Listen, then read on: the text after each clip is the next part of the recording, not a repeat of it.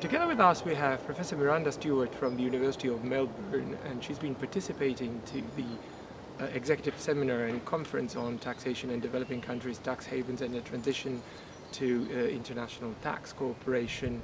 She's been doing research on exchange of information, and she has presented the latest stage of developments of her research in this field.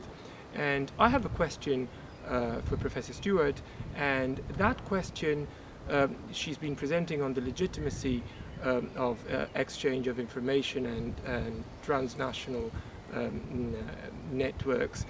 And the question is, yes, among the elements that you have mentioned, there are accountability and legitimacy, and also several times we have heard the importance of legitimacy also from the perspective of protecting taxpayers' rights and accountability to the taxpayers.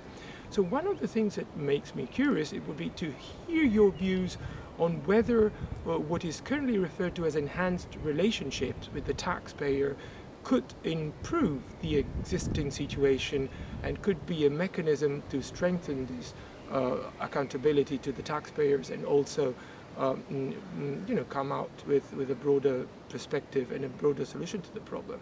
So what's your view, Miranda? Okay, well, thank you for the question, Pasquale. I think that we can think about legitimacy in a number of different ways. And one key way that I think is currently very topical is this issue of taxpayer rights, privacy and security of information.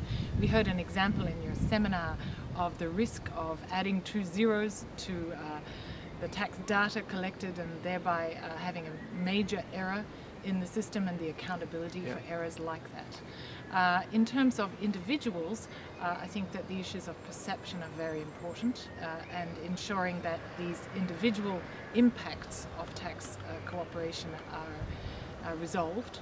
In terms of corporations, we've seen the new developments in the enhanced relationships and building better communication between tax agencies and individuals and corporate entities. And I think that that enhanced relationship has the scope to improve the legitimacy and accountability of tax information exchange. Thanks very much, Miranda. I now have one more question. What have you particularly liked in this executive seminar and conference? I really enjoyed the opportunity to hear from this really diverse array of participants. You had participants from developing country administrations, treaty negotiators, young students doing deep research into particular areas, and then really very senior scholars and administrators. And so that combination really generates some new ideas.